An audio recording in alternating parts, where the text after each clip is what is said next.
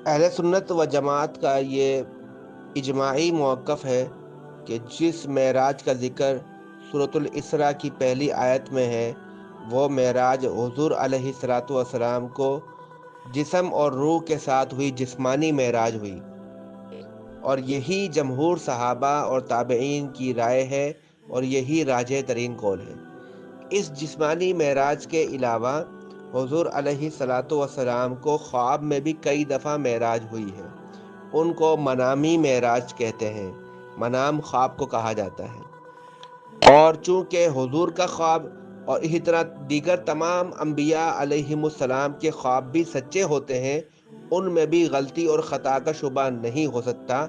تو اس لیے حضور کو اللہ نے ایک مرتبہ جسمانی معراج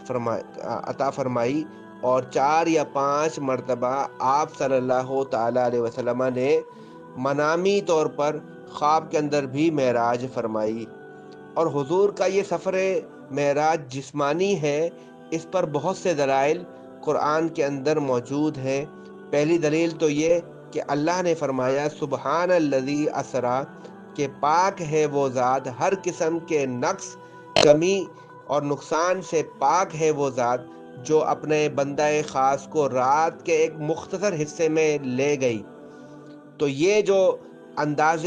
بیان ہے، یہ خود اس بات کو واضح کر رہا ہے کہ یہ ایک انتہائی عظیم الشان امر کا بیان ہے۔ اگر کوئی عام بات ہوتی یا کوئی خواب کی بات ہوتی تو اس کو اس تفصیل اور اس اہتمام کے ساتھ بیان کرنے کی ضرورت نہیں ہوتی، کیونکہ خواب میں تو ہر مسلمان، ہر انسان جو چاہتا ہے دیکھ سکتا ہے، جہاں چاہتا ہے جا سکتا ہے، آ سکتا ہے۔ اس پر اتنا تعجب اور اتنا عظیم الشان انداز میں بیان کرنے کا کوئی مقصد نہیں بنتا۔ اس سے ثابت ہوا کہ اللہ تبارک و تعالی نے جس عظمت شان کے ساتھ اس واقعے کو بیان فرمایا ہے، وہ اس بات کی دلیل ہے کہ یہ واقعہ محض روحانی نہیں تھا، بلکہ حضور علیہ الصلوۃ والسلام جسمانی طور پر جس طرح عام طور پر انسان سفر کرتے ہیں، اسی انداز میں سفر معراج پہ تشریف لے گئے۔ اور اسی آیت کے ایک اور لفظ عبد، اسریٰ بعبدہ، اس سے بھی اس طرف اشارہ ملتا ہے، چونکہ عبد صرف روح کا نام نہیں ہے، بلکہ عبد جسم اور روح کے مجموعے کا نام ہے۔